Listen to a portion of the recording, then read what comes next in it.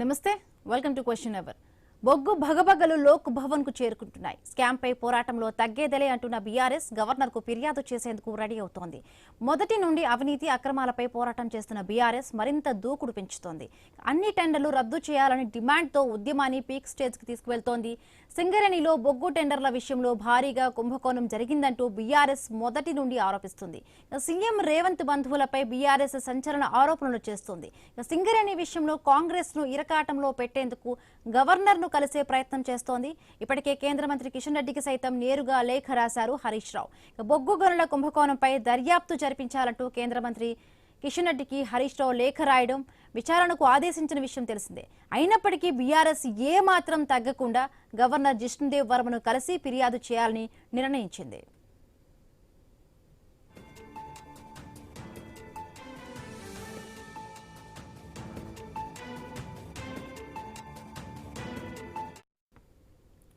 అటు ప్రభుత్వంలో కూడా కోల్ అక్రమాలపై అంతర్గతంగా చర్చ జరుగుతున్నట్టు తెలుస్తోంది. ఇదే సమయంలో రాష్ట్రంలో త్వరలో జరగనున్న మున్సిపల్ ఎన్నికల సన్నద్ధతపై కాంగ్రెస్ కీలక నేతలు దృష్టి సారించినట్టు తెలుస్తోంది. సోమవారం రాత్రి ప్రజాభవన్లో డిప్యూటీ సీఎం భట్టి విక్రమార్కతో మంత్రులు ఉత్తమ్ కుమార్, శ్రీధర్ బాబు, అడ్లూరి లక్ష్మణులు ప్రత్యేకంగా భేటీ అయ్యారు. లోక్ భవన్ లో జరిగిన ఎట్ హోం కార్యక్రమం నుంచి నలుగురు మంత్రులు నేరుగా ప్రజాభవన్ కు చేరుకున్నారు. అక్కడ దాదాపు గంటకు పైగా మంత్రుల మధ్య చర్చలు జరుగుతున్నట్టుగా తెలుస్తోంది. అయితే ఆ నలుగురు మంత్రుల మధ్య ఏం చర్చ జరిగింది, ఎలాంటి అంశాలపై ముగ్గురు చర్చించుకున్నారు, సీఎం లేని టైంలోనే ముగ్గురు కలవడం ఏంటి, త్వరలోనే జరిగే మున్సిపల్ ఎన్నికలపై చర్చించారా, ప్రకంపనలు సృష్టిస్తున్న బొగ్గు స్కామ్ పై చర్చించారా అన్న చర్చ తీవ్రంగా సాగుతోంది. అయితే మంత్రుల మధ్య ప్రధానంగా రాష్ట్ర రాజకీయ పరిణామాలు, మున్సిపల్ ఎన్నికల వ్యూహాలపై చర్చ జరిగినట్టు సమాచారం. మున్సిపల్ ఎన్నికల వేళ క్షేత్రస్థాయిలో పార్టీ నేతల మధ్య ఉన్న విభేదాలను పరిష్కరించడంపై మంత్రులు సుదీర్ఘంగా చర్చించినట్టుగా తెలుస్తోంది. అంతకు ముందు జగిత్యాల మాజీ ఎమ్మెల్యే, మాజీ మంత్రి జీవన్ రెడ్డి మంత్రి ఉత్తమ్ని ఆయన నివాసంలో కలిసినట్టు తెలుస్తోంది. మున్సిపల్ ఎన్నికల ముందు కూడా దీనిపై ఆసక్తికరమైన చర్చ సాగుతోంది.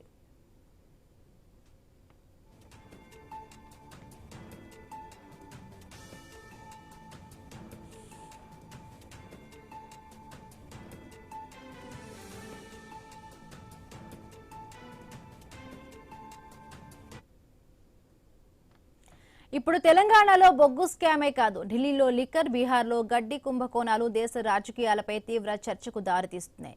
ఎక్కడ చూసినా పొలిటికల్ లీడర్లు అవినీతి అక్రమాలకు పాల్పడుతూ ప్రజా సొమ్మును గడ్డి తిన్నట్టు తినేస్తున్నారనే విమర్శలు వస్తున్నాయి.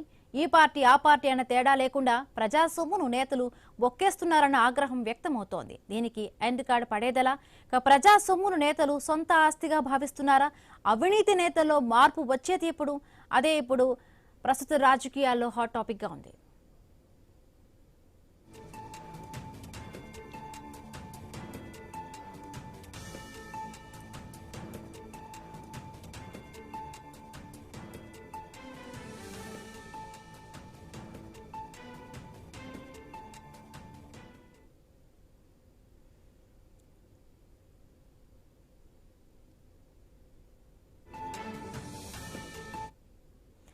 దీనిపై మరిన్ని పూర్తి డీటెయిల్డ్ అనాలిసిస్ మా కలీగ్ ఆశా న్యూస్ రూమ్ నుంచి లైవ్ లో సిద్ధంగా ఉన్నారు. ASHA, over to you. Right, బొగ్గు కుంభకోణం ఏదైతే సింగరేణిలో నైనీ స్కామ్, ఒక్క నైనీని మాత్రమే ఎందుకు రద్దు చేశారు? ఆరోపణలు వస్తున్నాయి కాబట్టి మేము రద్దు చేశామన్నది అధికార పార్టీ. మరి ఆరోపణలు వస్తున్న మిగతా వాటి గురించి ఏమైంది? సైట్ విజిటింగ్ సర్టిఫికేట్ గురించి ఏమైంది? కేంద్రానికి లేఖ రాశారు, కిషన్ రెడ్డి స్పందించారు, కమిటీ వేశారు, విచారణ జరపాలన్నారు. ఆ తర్వాత ఇక్కడ కూడా వాదోపవాదాలు జరిగాయి. నాకు లెటర్ రాయండి అంటే నాకు లెటర్ రాయండి. గత 3-4 రోజుల నుంచి ఇదే అంశానికి సంబంధించి మాట్లాడుతున్నాం. రోజుకొక అంశం, రోజుకొక టర్న్ తిరుగుతున్నటువంటి సిచ్యువేషన్ మనకు కనిపిస్తుంది.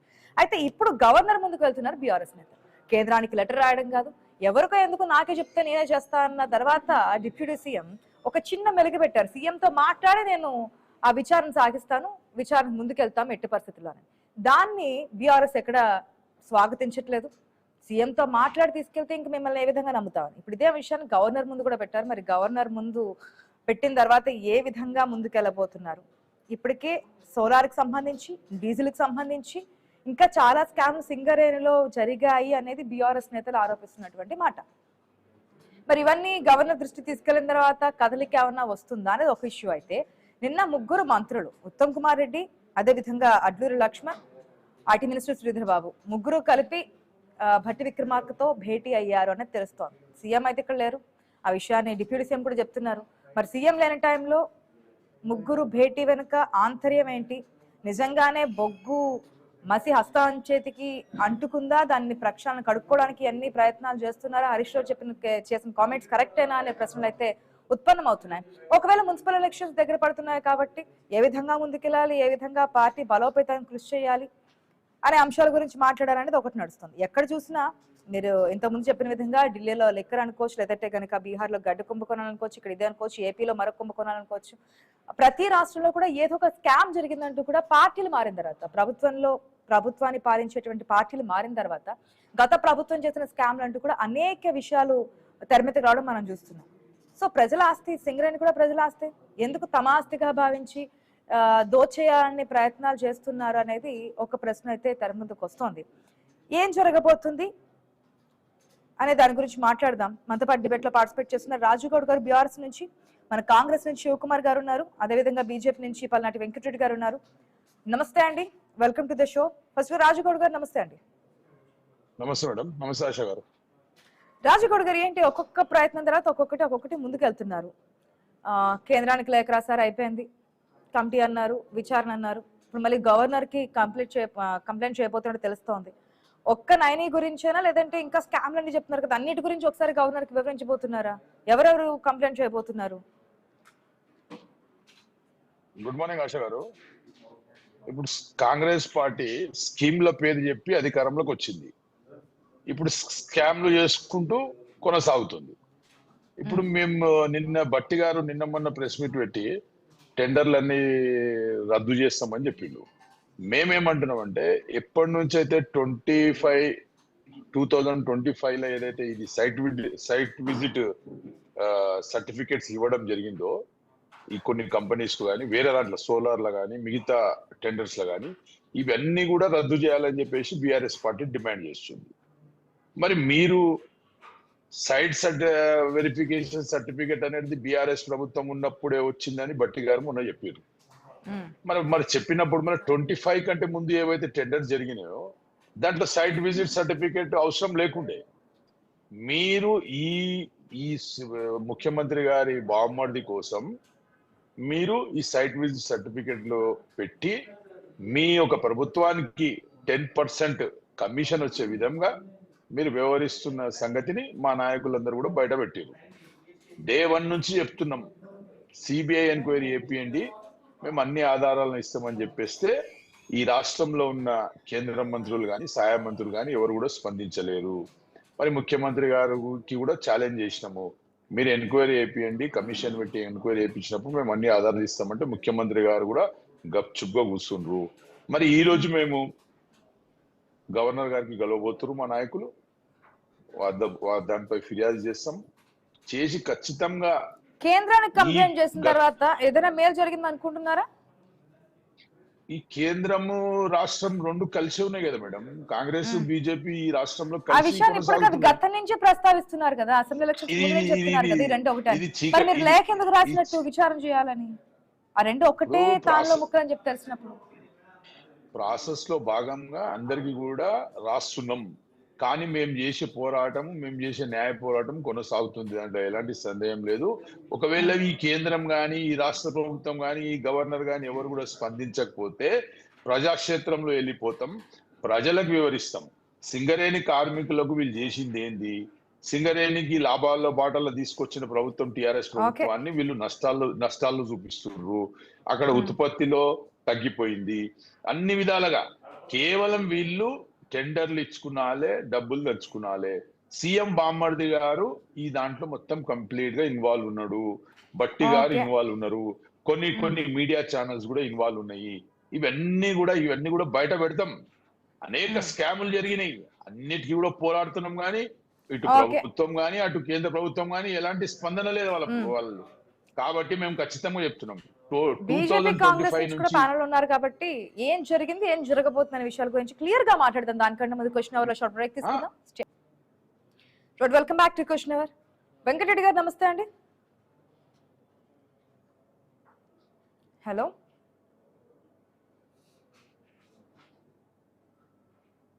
ఓకే, వెంకటరెడ్డి గారు ఒకసారి మీ వీడియో ఆన్ చేయండి. వీడియో ఆఫ్ లో ఉంది. Okay, right. Hello, yes sir, Venkatareddy గారు నమస్తే అండి. కేంద్రానికి కంప్లైంట్ చేశారు, కమిటీ వచ్చింది, విచారణ చేశామన్నారు. కిషన్ రెడ్డి చేసిన తర్వాత, విచారణ చేసిన తర్వాత కేంద్ర మంత్రి చేసిన స్టేట్మెంట్ ఏంటంటే, అప్పుడు బీఆర్ఎస్ ఇప్పుడు కాంగ్రెస్ రెండు ప్రభుత్వాలు ఈ విధంగా చేస్తున్నాయి, సింగరేణికి సంబంధించి బకాయిలు చెల్లించట్లేదు ఇది అన్నారు. కానీ విచారణ ఎంతవరకు ముందుకెళ్ళిందంటే అక్కడ మళ్ళీ క్వశ్చన్ మార్కే కనిపిస్తోంది కదా.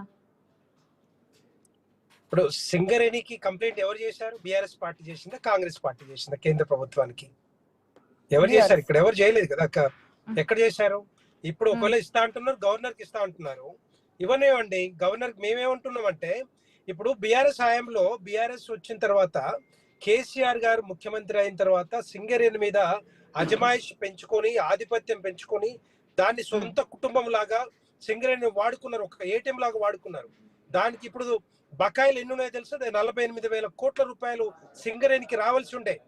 జెన్కోకి బొగ్గు సరఫరా చేస్తే డబ్బులు ఇప్పటివరకు చెల్లించలేదు జెన్కో నుంచి, అంటే ప్రభుత్వం చెల్లించాల్సి ఉండే. ఆ తర్వాత 20,000 కోట్ల రూపాయలు వేరే బకాయిలు ఉన్నాయి. ఆ బకాయిలు అవన్నీ కూడా ఇప్పుడు దగ్గర 48,000 కోట్ల రూపాయలు బకాయిలు పేరుకపోయినాయి. అంటే అది బీఆర్ఎస్ హయాంలో జరిగిన ఇవంతా కూడా. తర్వాత వాళ్ళు ఇష్టం వచ్చినట్టుగా ఎవరికి పడతాలకి ఎంతో మందికి, నిన్న పేపర్లు వచ్చింది ఎంతమందికి ఎవరికి ఏ బీఆర్ఎస్ పార్టీ నాయకులకి ఎంతమందికి వచ్చిందో మనకు తెలుసు. ఆ టెండర్లు ఎంతమంది దక్కించుకున్నారో తెలుసు. కానీ ఇక్కడ వేరే పార్టీ వాళ్ళు లేరు, వాళ్ళ పార్టీ వాళ్ళకి ఇచ్చుకుంటూ పోయారు తప్పితే ఎవరు కూడా ఇవ్వలేదు. చెప్పాలంటే దాంట్లో 100,000 కోట్ల రూపాయలు అక్రమాలు జరిగినాయి. ఇప్పటివరకు ఏదైతే ఎమర్జెన్సీ ఫండ్ ఉందో అవి సిఎస్ఆర్ ఫండ్. దీంట్లో అవినీతి జరిగిందని చెప్పి ప్రతి ఒక్కరు అంగీకరిస్తున్నారు. ఇక్కడ విషయం ఏంటంటే, గతంలో జరిగిందని చెప్పి ఇప్పుడు అధికార పార్టీ కాంగ్రెస్ చెప్తోంది, లేదు ఇప్పుడే జరుగుతుందని గత అధికార పార్టీ బీఆర్ఎస్ చెప్తోంది, లేదు రెండు పార్టీలు అవినీతి చేస్తుందని చెప్పి కేంద్ర పార్టీ జాతీయ పార్టీ అనేటువంటి బీజేపీ చెప్తోంది. కానీ అవినీతి ఎవరు అరికడతారంటే ఇక్కడ మళ్ళీ క్వశ్చన్ మార్కే. భారతీయ జనతా పార్టీ ఒక్కటే డిమాండ్ చేస్తా ఉంది. అప్పుడు బీఆర్ఎస్ హయాంలో ఇప్పుడు బీఆర్ఎస్ పార్టీ ఏమంటుంది, 2000 ఇప్పుడు కాంగ్రెస్ పార్టీ వచ్చిన తర్వాత అవినీతి జరుగుతుందని చెప్తా ఉంది. మేము ఒక డిమాండ్ చేస్తా ఉన్నాం, రెండు పార్టీలను కూడా, బీఆర్ఎస్ పార్టీని కూడా కాంగ్రెస్ పార్టీని, ఈ రెండింటి మీద కూడా ఎంక్వైరీ జరగాలి. ఈ రెండింటి మీద కూడా సిబిఐ ఎంక్వైరీ చేయించాలి. ఒక్కదాని మీద కాదు, 2014 నుంచి ఇప్పటి వరకు. ఎందుకంటే ఇదంతా కూడా ప్రజల ఆస్తి, ప్రజల ఆస్తి, ప్రజా ధనము, తర్వాత సింగరేణి బిడ్డల ఆస్తి అంతా కూడా వాళ్ళ కోసము డెఫినెట్ గా వాళ్ళు ఇష్టం వచ్చినట్టుగా వాడుకున్నారు. కాబట్టి 2014 నుంచి ఇప్పటి వరకు ఏవైతే అవినీతి అక్రమాలు కేంద్ర మంత్రి కూడా మీరే కదా, చర్యలు తీసుకోవాల్సింది కూడా మీరే కదా. సిబిఐ ఎంక్వైరీ గానీ, సిట్టింగ్ జడ్జ్ తో గానీ, లేదంటే రిటైర్డ్ జడ్జ్ తో గానీ విచారణ చేయాలని చెప్పి బీఆర్ఎస్ కూడా చెప్తోంది. అడుగులు ఎక్కడ పడుతున్నానవే కదా వేస్తున్నటువంటి ప్రజలు. చెప్తా దానికి సమాధానం. ఆశా గారు, ఒకటి, ఈ తెలంగాణ రాష్ట్రంలో కాంగ్రెస్ ప్రభుత్వం ఉంది. సిట్టింగ్ వేయాలన్నా, లేకపోతే దించాలన్నా, లేకపోతే ఏది వేయాలి, ఏ ఎంక్వైరీ చేయాలన్నా కాంగ్రెస్ ప్రభుత్వం వేసుకోవచ్చు. ఒకవేళ సిబిఐ ఎంక్వైరీ చేయాలనుకుంటే, సిబిఐ ఎంక్వైరీ క్వాలిఫై చేయాలనుకుంటే ముఖ్యమంత్రి రేవంత్ రెడ్డి గారు ఒక లెటర్ రాయాలి. ఎందుకంటే జనరల్ కన్సెంట్ ఎప్పుడైతే బీఆర్ఎస్ హయాంలో కేసీఆర్ గారు సిబిఐ రావద్దు, సిబిఐకి తలుపులు మూసేసి మీ ఇష్టం వచ్చినట్టు చేసుకుంటాం, ఒక నియంత్ర పాలన చేసుకుంటాం అని చెప్పి ఆ రోజు సిబిఐని రానివ్వకుండా. బీఆర్ఎస్ మాజీ మంత్రి కొప్పుల ఈశ్వర్ గారు మనతో పాటు ఫోన్ లైన్ సిద్ధంగా ఉన్నారు. ఈశ్వర్ గారు నమస్తే అండి. హలో ఈశ్వర్ గారు, good morning sir. Good morning అమ్మా. బొగ్గు స్కామ్ కి సంబంధించి సెగలు కక్కుతూనే ఉంది, ఒకటాన్ తర్వాత ఒకటాన్ తీసుకుని ఉంటుంది. ప్రతి పార్టీ కూడా అక్కడ స్కామ్ జరిగింది, అవినీతి జరిగింది, విచారణ జరగాలని చెప్తున్నటువంటి సిచ్యువేషన్. గవర్నర్ కలబోతున్నట్టు తెలుస్తుంది బీఆర్ఎస్ నేతలు. ఓన్లీ 9కి సంబంధించిన ఇంకా చాలా స్కామ్లు జరిగాయి అంటున్నారు. కాబట్టి అన్నిటి గురించి గవర్నర్ ముందు పెట్టే అవకాశం ఉందా? ఈ రోజు 4 గంటలకు బీఆర్ఎస్ పార్టీకి సంబంధించినటువంటి నాయకుల బృందము 4 o'clock గవర్నర్ కలుస్తున్నాము.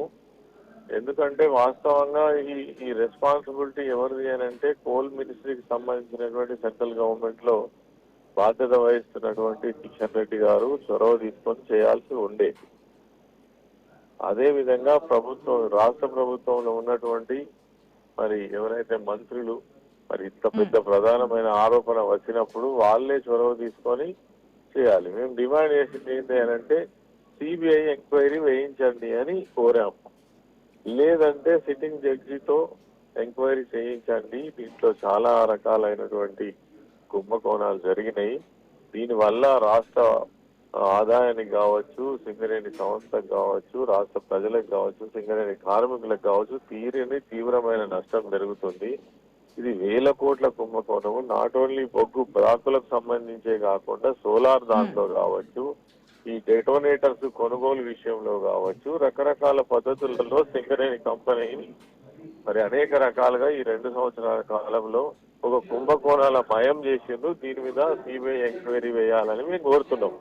మరి నాయకులు ఎవరైతే కేంద్ర ప్రభుత్వంలో ఉన్నటువంటి కిషన్ రెడ్డి గారు మొన్న మొక్కుబడిగా ఒక రివ్యూ నిర్వహించి కొత్తగూడెంలో, తర్వాత ఏదో ఒక 2 అధికారులతోటి ఒక ఎంక్వైరీ చేయించడం జరిగింది. అది కాదు, దాంతో నిజాలు గవర్నర్ కలిసిన తర్వాత ఇది ముందుకెళ్తుంది అనుకుంటున్నారా?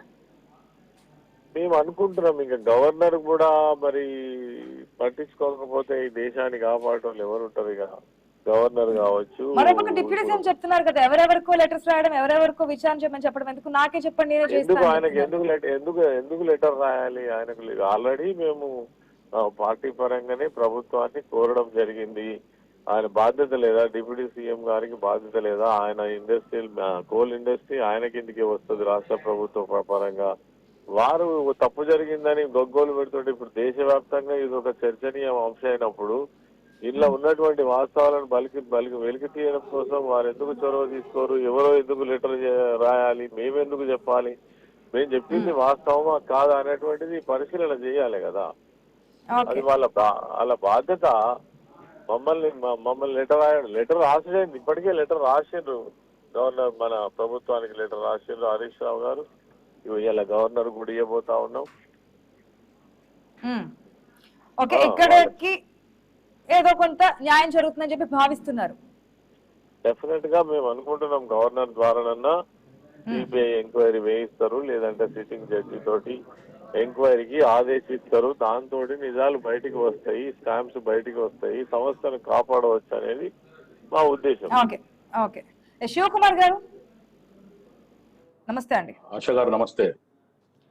శివకుమార్ గారు, 3 మంత్రులు భేటీ అయ్యారు. ఒక పక్క సింగరేణి ఇష్యూకి సంబంధించి హాట్ గా నడుస్తోంది, వాదనలు ప్రతివాదనలు, జరగలేదని మీరు, జరిగిందని వాళ్ళు, ఆధారాలు ఉన్నాయని, లేదంటే కనుక మినిట్స్ బుక్ బయట పెట్టమని, శ్వేతపత్రం రిలీజ్ చేయమని, ఇట్లా ప్రతి దానికి సంబంధించి ఈ సింగరేణిలో బొగ్గు స్కామ్ సంబంధించే కాదు, డీజిల్ కి సంబంధించి నడిచింది, సోలార్ కి సంబంధించి నడిచింది, ఇంకా చాలా స్కామ్లు నడుస్తున్నాయి. మీరు అధికారంలోకి వచ్చిన 2 years నుంచి ఇంకా చాలా స్కామ్లే నడిచాయి సింగరేణిలో అని చెప్పి గత అధికార పార్టీ, ప్రధాన ప్రతిపక్ష పార్టీ బీఆర్ఎస్ ఆరోపిస్తుంది. ఈరోజు గవర్నర్ ముందుకు కూడా దీనికి సంబంధించి నివేదిక ఇవ్వబోతుంది.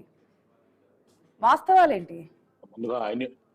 ముందుగా ఐ న్యూస్ ప్రేక్షకులకు, మీకు ప్యానల్ ఉన్న వెంకటరెడ్డి గారికి కానీ కొప్పుల ఈశ్వర్ గారికి కానీ నమస్కారం. అయితే ఆశా గారు, గతంలో టిఆర్ఎస్ బిఆర్ఎస్ అధికారంలో ఉన్నప్పుడు ఏమైతే ఈ స్కామ్లు చేసిండ్రో, గతంలో కాంగ్రెస్ పార్టీ అధికారంలో ఉన్నప్పుడు ఎప్పుడు కూడా ఇన్ని స్కామ్లు కానీ ఇంత కానీ మరి బొగ్గు మీద వీళ్ళు చేస్తున్న స్కామ్స్, ఐదర్ సోలార్ కానీ లేకపోతే కోల్ మైన్ కానీ నైనీది కానీ. ఇప్పుడు వీళ్ళు నైనీ బ్లాక్ గతంలో కేటీఆర్ సంబంధితునికే ఇవ్వడం జరిగింది కదా. ఈసారి వాళ్ళ బినామీలకు రాలేదు కాబట్టే ఈరోజు ఇంత గగ్గోలు పెడుతున్నారు. ఇప్పుడు ఆల్రెడీ బట్టి విక్రమార్క గారు, మా డిప్యూటీ సీఎం గారు ఆల్రెడీ వివరణ ఇవ్వడం జరిగింది, ప్రెస్ మీట్ లో చెప్పడం జరిగింది ఏం జరిగింది, ఎందుకు చేస్తామని. ఇటు బీఆర్ఎస్ వాళ్ళు మటుకు ఖచ్చితంగా ఇటు 2 పార్టీల అవసరమైతే సెంట్రల్ మినిస్టర్ కిషన్ రెడ్డి గారు కానీ లేకపోతే కాంగ్రెస్ పార్టీ అధికారంలోకి వచ్చిన తర్వాత జరుగుతుందని చెప్పి వీళ్ళు చెప్పడమే విడ్డూరంగా ఉంది. ఎందుకంటే గతంలో 10 సంవత్సరాల తర్వాతనే ఈ కుంభకోణాలు కానీ లేకపోతే స్కామ్లు కానీ చేయడం టీఆర్ఎస్ శివకుమార్ గారు, ఇన్ని ఆరోపణలు వస్తున్నప్పుడు నిరూపించుకోవాల్సిన అవసరం కూడా ప్రభుత్వం మీద ఉంటుంది కదా. జరగలేదు అంటున్నారు, ఆధారాలు చూపిస్తున్నారు. అటుపక్క ప్రతిపక్షం నుంచి మాకు మినిట్స్ బుక్ ఇప్పించండి, సైట్ విజిటింగ్ ఎప్పటి నుంచి వచ్చింది, అసలు ఎవరికి ఇవ్వడానికి జరుగుతోంది, అది సీఎం రేవంత్ రెడ్డికి సంబంధించిన అనుయాయులకు సంబంధించి కట్టబెట్టడం కోసం, అసలు ఎవరి ఆస్తి, ఎవరికి పంచిపెడుతున్నారు, ఎవరి కోసం దారదత్తం చేస్తున్నారు, ఇన్ని ప్రశ్నలు వస్తున్నాయి కదా. ఆశా గారు, ఎవరైతే ఇప్పుడు గవర్నర్ దగ్గర పోతాము, ప్రెస్ మీట్ ముందు మాట్లాడతాం అన్న వాళ్ళు ఓపెన్ గా బట్టి విక్రమార్క గారు చెప్పడం జరిగింది. మీ ఏం జరిగిందో నేరుగా ప్రభుత్వానికి మీరు కంప్లైంట్ ఇవ్వండి. లేదంటే ఇప్పుడు గతంలో కూడా ఆలోచిస్తే వీళ్ళు ఏదైతే సిబిఐ ఎంక్వైరీ కానీ లేకపోతే ఇంకేదో రావద్దని చెప్పి హైకోర్టులో వీళ్ళు పిటిషన్ వేసి మా మీద ఏ రకమైన ఎంక్వైరీ జరగొద్దు అనే రకంగా కూడా చెప్పిన రోజులు మనం చూడడం జరిగింది. అంటే వీళ్ళు దొంగతనం చేస్తారు, పోలీసు వాళ్ళు మమ్మల్ని పట్టుకోవద్దు అప్పుడు అనే మీరు ఖండించారా, విధంగానే స్వాగతించారా? ఖండించారు కదా, ఏ విధంగా అడ్డుకుంటారని చెప్పి. మరి ఇప్పుడు మీ విషయానికి వచ్చేటికి మళ్ళీ ఇప్పుడు ఎందుకు వ్యతిరేకిస్తున్నారు? సిబిఐ ఎంక్వైరీ అడుగుతున్నారు, లేదంటే సిట్టింగ్ జడ్జి గానీ రిటైర్డ్ జడ్జి గానీ అడుగుతున్నారు, విచారణ నిష్పక్షపాతంగా జరగాలంటున్నారు. మీరు ఆధారాలు బయట పెట్టకపోతే ప్రధాన ప్రతిపక్షం ఆధారాలన్నీ ఇస్తానంటుంది. ఇప్పుడు ఎట్టి పరిస్థితుల్లో వీళ్ళు చెప్పేదే ముందు అబద్ధాలు చెప్తున్నారు అనేది అటు బట్టి విక్రమార్క గారు కానీ లేకపోతే కాంగ్రెస్ పార్టీ మంత్రులు కానీ చెప్పడం జరిగింది. ఇప్పుడు మొత్తానికి ఆధారాలు వీళ్ళు చూపిస్తామంటున్నారు. ఆధారాలు ఎక్కడున్నాయి చూపించమని చెప్పండి.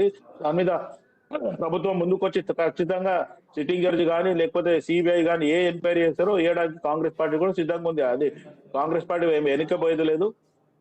బట్టి విక్రమార్క గారు ఆయన ప్రెస్ మీట్ లో ఓపెన్ గా చెప్పడం జరిగింది. ఆయన బట్టి విక్రమార్క గారు మాట్లాడే దానికి వీళ్ళకి ఎవరికి కూడా మాట్లాడడానికి అసలు ఇంకా ప్రెస్ మీట్ అయిన తర్వాత మాట్లాడడానికి ఏం అవకాశాలే లేవు.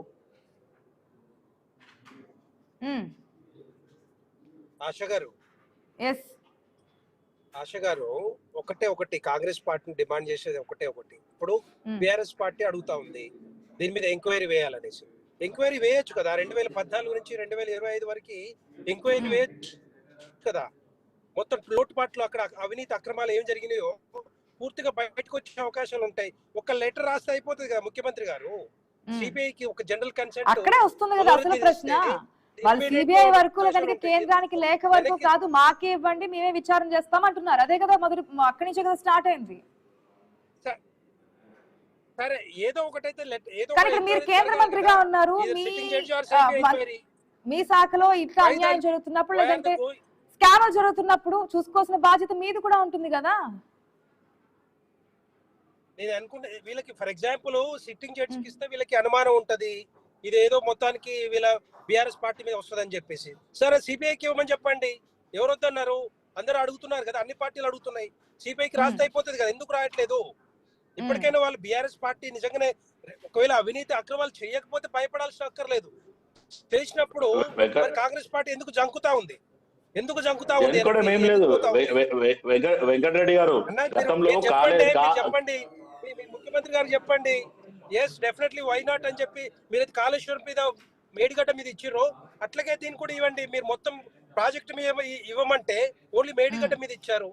దాన్ని కాకుండా అది మీ చేతులారా చేసుకున్నారు. వాళ్ళని లోపలేయాల్సిన బాధ్యత మీ మీద ఉండే. వెంకటరెడ్డి గారు వాళ్ళని కక్కించాల్సిన బాధ్యత మీ మీద ఉండే. కాదు కదా, అక్రమాలు జరిగాయని మీరే చెప్తున్నారు కదా, మీరెందుకు విచారణ చేయకూడదు? మీ శాఖే కదా, కేంద్ర మంత్రే కదా, ఈ రాష్ట్రానికి సంబంధించిన పర్సనే కదా. నేనేమంటున్నా, అది మీకు కావాల్సిన ఆధారాలన్నీ కూడా మీరు సేకరించుకున్న ఆధారాలన్నీ కూడా హరీష్ రావు ఇస్తా అని చెప్తున్నారు కదా. Let me talk. నేను చెప్తాను. సిబిఐ రావద్దని చెప్పి ఆ రోజు బిఆర్ఎస్ హయాంలో కేసీఆర్ గారు జనరల్ కన్సెంట్ రద్దు చేసుకున్నారు, ఒక జీవో రిలీజ్ చేశారు. ఆ జీవోని మళ్ళీ పునరుద్ధరించండి. ఇప్పుడు సిబిఐ రావచ్చు, ఏ ఎంక్వైరీని వేసుకోవచ్చు, ఏవే ఎంక్వైరీని చేయొచ్చు అని చెప్పి చేయమని చెప్పండి. ముఖ్యమంత్రి గారు రాయొచ్చు కదా కాంగ్రెస్ పార్టీ నుంచి. వీళ్ళ మధ్య చీకటి ఒప్పందం ఉంది కాబట్టి ఇంకుతా కాళేశ్వరం మీద మొత్తం ప్రాజెక్టు మీద ఎంక్వైరీ చేయమంటే ఓన్లీ మేడిగడ్డ మీద చేసి దాన్ని వదిలిపెట్టేసారు. టోటల్ గా ఓన్లీ 24,000 కోట్ల రూపాయలు ఖర్చు అయిన మేడిగడ్డ మీద, దాని మీద ఎంక్వైరీ అవకాశం లేదా వెంకటరెడ్డి గారు? కాదు, కేంద్రంగా అదే చెప్తున్నాను, మళ్ళీ అదే చెప్తా ఉన్నాను. ఇమ్మీడియట్ గా మేము ఒకటే డిమాండ్ చేస్తా ఉన్నా ముఖ్యమంత్రి గారికి. ఏమేం జరిగింది ఏంటని చెప్పారుగా, విచారణ చేసిన తర్వాత ఇదంతా జరిగిందని చెప్పి బయటకు వచ్చి కిషన్ రెడ్డి మాట్లాడారు కదా. అదే అది ఒకటి బంతి వీళ్ళ కోర్టులో ఉంది, కాంగ్రెస్ పార్టీ కోర్టులో ఉంది. వాళ్ళు చేస్తారా చెయ్యరా అది చెప్పండి. వెంకటరెడ్డి భాయ్, గతంలో కూడా కాళేశ్వరం మీద కాంగ్రెస్ పార్టీ ఏదైతే గోడ్స్ కమిటీ వేస్తే దానికి లేదు వీళ్ళకి ఒప్పందం ఉందనే రకంగానే సిబిఐకి పంపించండి, మేము ఒక నెల రోజులలో 30 రోజులలో తెలుస్తామని చెప్పి గతంలో కిషన్ రెడ్డి గారు చెప్పడం జరిగింది. సిబిఐకి పంపించడం జరిగింది కదా. శివకుమార్ గారు ఏ తప్పు చేయకపోతే ఇప్పుడు సిబిఐ ఎంక్వైరీకి ఓకే చెప్తారా? ఖచ్చితంగా ఆశా గారు, కాంగ్రెస్ పార్టీ ఎక్కడ కూడా చేయలేదు, మాకేం సంబంధం లేదు, ఇది గత ప్రభుత్వం చేసింది అనేది బట్టి విక్రమార్క గారు, కన్సర్న్ మినిస్టర్ గారు కూడా ఓపెన్ గా చెప్పడం జరిగింది ప్రెస్ మీట్ లో. ఖచ్చితంగా మేము వెనక్కి పోయేది ఏం లేదు. కాంగ్రెస్ పార్టీ ఏదైనా ఖచ్చితంగా ఆపోజిషన్ పార్టీ డిమాండ్ చేస్తుంది. ఆరోపణలు వచ్చాయి కాబట్టి రద్దు చేశామన్నారు. మరి ఎందుకు రద్దు చేసినట్టు? అదే ఆరోపణలు మొత్తానికి టిఆర్ఎస్ బిఆర్ఎస్ చేసేదే ఫస్ట్ ఆరోపణలు. దాని ఎక్కడ కూడా దానికి ఆధారాలు ఉండవు. వాళ్ళ ఆరోపణలు ఒక్కసారి ప్రెస్ మీద మాట్లాడతారు, మళ్ళీ నెక్స్ట్ సబ్జెక్ట్ వెళ్ళిపోతారు. ఆ సబ్జెక్ట్ మీద అసలు మాట్లాడారు. ఆశా గారు, గత 10 సంవత్సరాల నుంచి ఈ దేశంలో ఏం పరిస్థితి ఉందో మనకు తెలుసు. ఈడీ గాని, ఐటీ గాని, సిబిఐ గాని, మోడీ గాని, ఏ రాష్ట్రంలో అయితే ప్రతిపక్షాల పార్టీలు ఉంటాయో అక్కడ దండయాత్ర చేయాలనే ఆలోచనతోటి ఈ కేంద్ర ప్రభుత్వం ఉండే. అప్పటి పరిస్థితిని బట్టి ఈ రాష్ట్రంలో సిబిఐ ఎంట్రీ ఉండరాదని మేము ఒక జియో పాస్ చేసాం, అంతా అయిపోయింది. ఇప్పుడు కాంగ్రెస్ పార్టీ అధికారంలోకి వచ్చింది, కేంద్రంలో బీజేపీ పార్టీ ఉన్నది. మరి మేము రిక్వెస్ట్ చేసినాం కదా సిబిఐ ఎంక్వైరీ వేయమని చెప్పేసి మేము చెప్పినాము. ఏ విధంగా అయితే మీరు కాళేశ్వరం మేడిగడ్డ కుంభకోణంపై ఘోష్ కమిటీ వేసి ఆగమేఘాల మీద మమ్మల్ని టిఆర్ఎస్ ను బద్నాం చేయడానికి ప్రయత్నం చేసిరు. మరి ఇప్పుడు ట్రాన్స్పరెంట్ గా కాంగ్రెస్ ముఖ్యమంత్రి గాని లేకుంటే బీజేపీ కేంద్ర ప్రభుత్వం గాని వీళ్ళు ఎందుకు ఎంక్వైరీ చేయమంటే జంకుతున్నారు. వీళ్ళు ఏంటి ఎంక్వైరీ? మేము అనేది ఈ ఓన్లీ 9 కుంభకోణమే కాదు, 2025 నుంచి ఎన్ని టెండర్లు, 23 నుంచి కాకుండా 14 నుంచి మీరు 14 నుంచి చేసుకోండి. మా డిమాండ్ 25 నుంచి ఇప్పటిదాకా ఎన్ని టెండర్లు సీఎం ఒక కుటుంబ సభ్యులకు గాని ఈ రాష్ట్రంలో ఉన్న మంత్రులకు గాని ఎన్ని పర్సెంటేజ్ తీసుకొని ఏ విధంగా చేసేదనే దాని మీద మేము సిబిఐ ఎంక్వైరీ ఏమంటున్నాం. కొత్తగా ఉన్నదండి ఇది. సైట్ విజిట్ రాజు గారు, ఈ 2 years లో ఎన్ని టెండర్లు పడినాయి చెప్పండి, మీరు చెప్పండి. లైవ్ లో ఉన్నారు కదా, ఎన్ని టెండర్లు పడినాయి? గవర్నర్ దగ్గరికి వెళ్ళిందా ఇష్యూ ఏ విధంగా సార్ట్ అవుట్ అవుతుందా? నిజానిజాలు బయటకు వస్తాయా? తెలంగాణ ప్రజలకి ఎక్కడ అన్యాయం జరిగింది, ఎవరు వాస్తవాలు చెప్తారనేది ఏమన్నా బయటకు వస్తుందా? ఏ విధంగా ముందుకెళ్ళబోతుంది విచారణ అనేది వెయిట్ చేసి చూద్దాం. Thank you so much. Debate లో పార్టిసిపేట్ చేసిన ముగ్గురికి కూడా. ఇది వాళ్ళకి వచ్చిన వారికి పోషంగా న్యూస్. నమస్తే.